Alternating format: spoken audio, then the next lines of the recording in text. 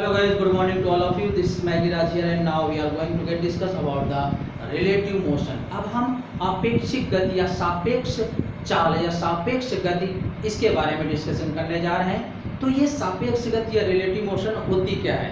इसका मतलब ये होता है कि जब कोई वस्तु जब दो वस्तुएं आपस में गतिमान हो, चाहे वो समान दिशा में गतिमान हो चाहे विपरीत दिशा में गतिमान हो, तो किसी एक वस्तु के वेग में परिवर्तन दूसरी वस्तु के सापेक्ष जो भी होगा वो सापेक्ष गति या आपेक्षिक गति होगी। तो जब दो वस्तुएं आपस में समान या विपरीत दिशा में गतिमान है तो किसी एक वस्तु के वेग में परिवर्तन दूसरी वस्तु के सापेक्ष जो भी प्राप्त होता है उसे सापेक्ष गति कहते हैं।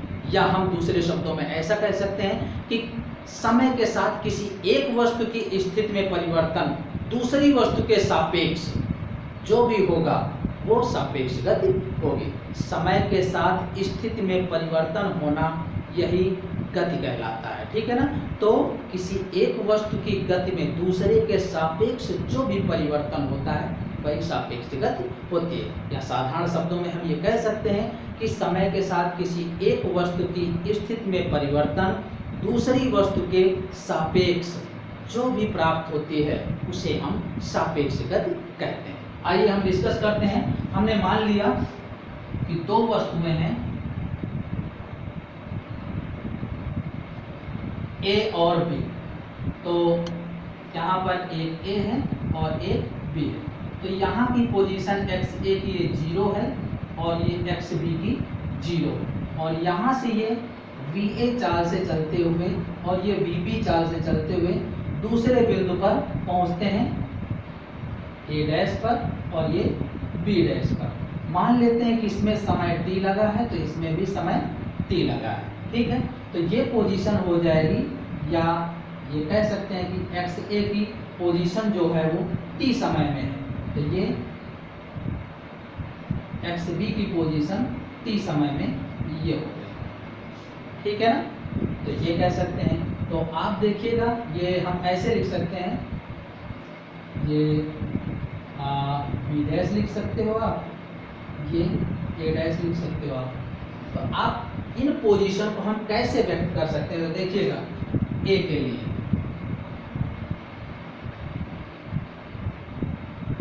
XA 0 प्लस ये दूरी जो है ये मान लेते हैं कि SA है और ये दूरी SB है।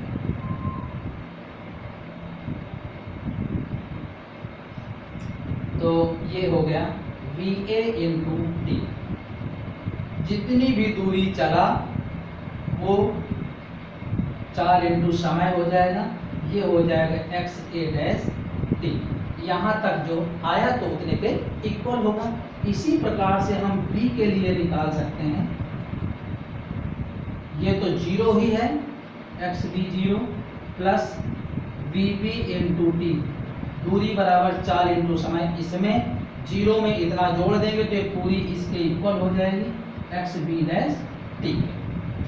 या हम इसको साधारणतः ये कह सकते हैं कि XA' T minus XA 0 equal to VA T। तो ये दूरी है SA equal to VA T। इसी तरीके से हम इसको कर सकते हैं XB' T माइनस XB 0, तो ये बचेगा VB इंटू T। इसको हमने उधर कर दिया तो इसके इक्वल आएगा और हम इस मान को SB मान चुके हैं तो VB T ये दूसरा समीकरण आता है। यहाँ तक मेरे ख्याल से किसी को कोई दिक्कत नहीं होगी। माना दो वस्तुएं A और B जो विराम स्थिति से चलना प्रारंभ करती हैं, तो प्रारंभ अवस्था में इनमें दूरी जो है वो 0 0 है, तो हमने 0 अवस्था दर्शाया है।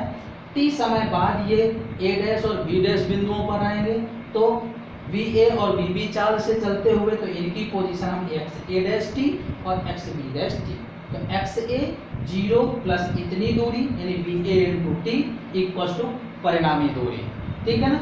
इतना ऐसे हमने B के लिए निकाल दिया, तो इनको पक्षांतर कर दिया, इसमें इसको उठा के इधर ले आया तो VA T के इक्वल होगा और ये हमने ऐसे मान लिया, ऐसे हमने B के लिए किया। अब दोनों का अंतर कर दीजिए। तो समीकरण 2 माइनस समीकरण ए, ये हो जाएगा SB माइनस SA, तो BB माइनस BA T, या इसको इधर ले आइए,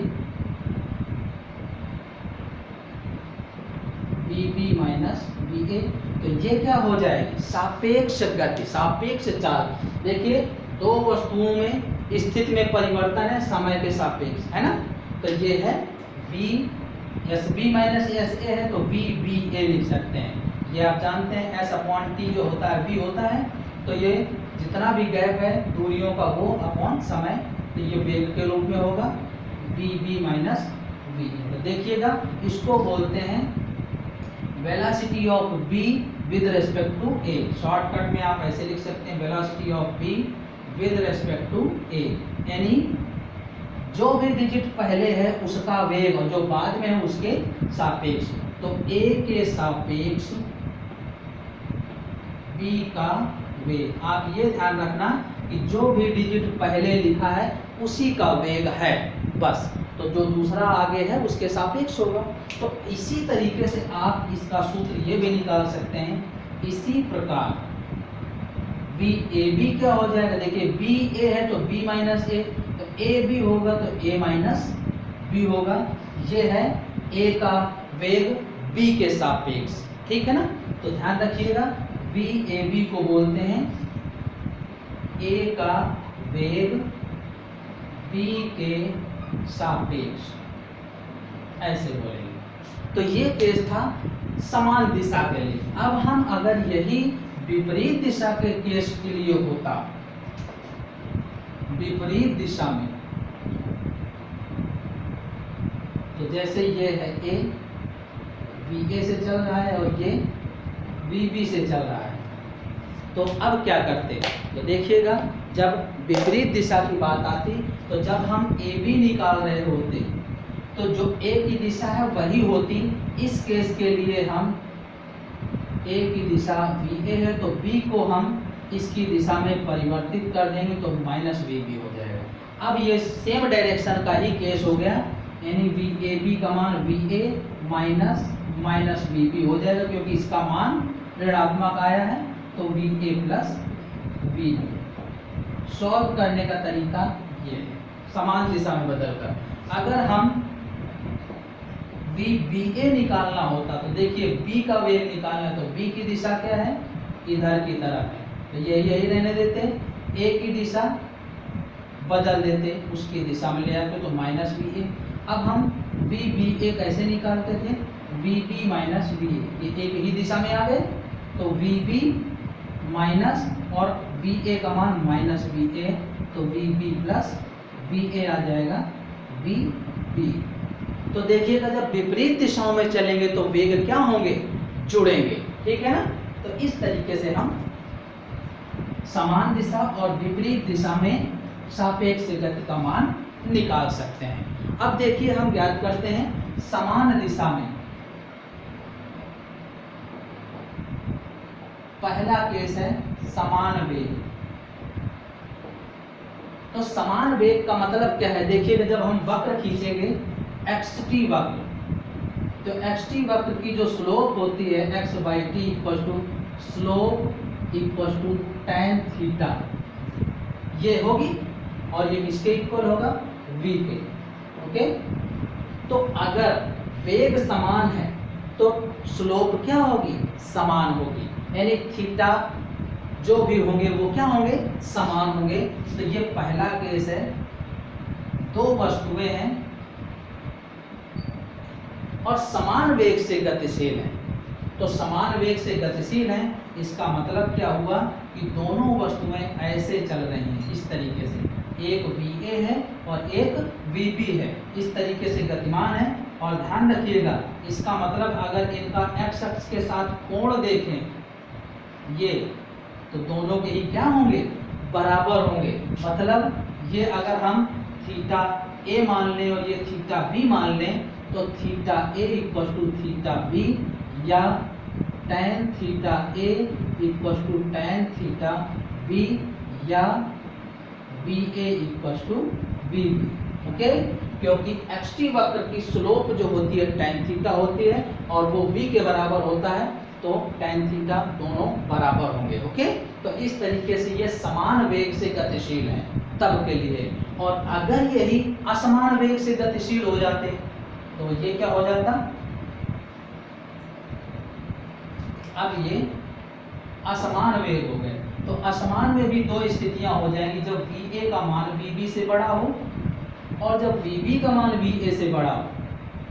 ठीक है, तो इसका मतलब क्या हुआ, इसका मतलब ये हुआ कि tan theta A greater tan theta B या थीटा A का मान थीटा B से बड़ा है। इसी तरीके से इसके केस में tan थीटा B ग्रेटर होगा tan थीटा A, या हम ये कह सकते हैं कि इनका कोण जो है, झुकाव जो है, वो भी B का मान A से बड़ा होगा। तो देखिएगा इसका कैसे होगा, दिशा समान ही रहेगी लेकिन एक्स टी वक्र है तो थीटा A का मान थीटा B से ज़्यादा है। तो अगर थीटा B ये है, ये B है, तो A का मान कुछ इस तरीके से होगा ऐसे, और ये कहीं ना कहीं प्रतिच्छेदित करेंगे कि देखिएगा ये जो थीटा है ये A, ये थीटा A है और ये थीटा B है, तो थीटा A का मान थीटा B से बड़ा दिख रहा है, आपको ऐसे ही देखने में लग रहा होगा। तो जब इस तरीके से गतिमान है तो कहीं एक बिंदु पर ये प्रतिच्छेदित भी करेंगी, लेकिन इनकी स्थिति कुछ ऐसे होगी, ये A और B एक ही दिशा में। ऐसे यहाँ पर देखेंगे हम तो एक्स टी वक्र जो होगा, अब देखिए B का झुकाव यानी जो B वस्तु है उसका झुकाव A से ज़्यादा है, तो अब B इस तरीके से होगी और A कुछ इस तरीके से होगी। तो मान लीजिए कि ये A है और ये B है, अगर x अक्ष से झुकाव देखें थीटा B और इसका है थीटा A, तो थीटा B का मान थीटा A से बड़ा है, ये भी किसी एक बिंदु पर प्रतिच्छेदित करेगी और गतिमान ये समान दिशा में ही है, देख रहे हैं ना इस तरीके से। तो ये समान दिशा का ही केस हो गया, लेकिन तब के लिए हो गया जब दोनों अलग अलग असमान वेग से गतिमान है लेकिन समान दिशा में है। और अब हम डिस्कस करने जा रहे हैं विपरीत दिशा में, विपरीत दिशा में, तो इनकी दिशाएं विपरीत होंगी, उल्टा होंगी, ठीक है ना। और ये इस तरीके से हो जाएगा, एक्स टी वक्र है तो एक अगर इस तरीके से चल रही है A, तो दूसरा इस तरीके से होगा ऐसे B, ठीक है ना। तो दोनों ये दर्शा रहे हैं कि दोनों की दिशाएं क्या हैं, विपरीत हैं, ठीक है। अब अगर ये समान वेग से गतिशील है, समान वेग से, तो समान वेग से के लिए क्या हो जाएगा, इनका झुकाव जो थीटा A है और थीटा B है, ये दोनों के लिए थीटा A और थीटा B क्या होंगे, बराबर होंगे, या tan theta A equal to tan theta B होगा, या VA बराबर VB, ये भी कह सकते हैं। तो ये समान वेग से गतिमान है। दूसरा केस ऐसा होता असमान वेग से अगर गतिमान होते, तो असमान वेग में दो कंडीशन आ जाएंगी कि theta A greater theta B और theta B greater theta A, ठीक है ना। तो ऐसी स्थिति में अब हम क्या करते हैं,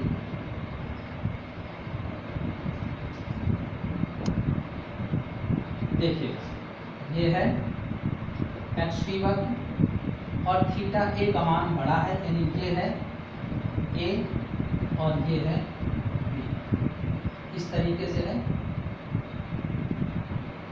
ये B है। तो ये जो कोण है थीटा A और ये जो कोण है थीटा B,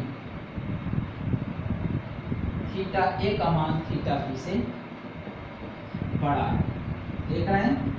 ये जो है B वाला है तो हम इसको थीटा B से डिनोट किया है।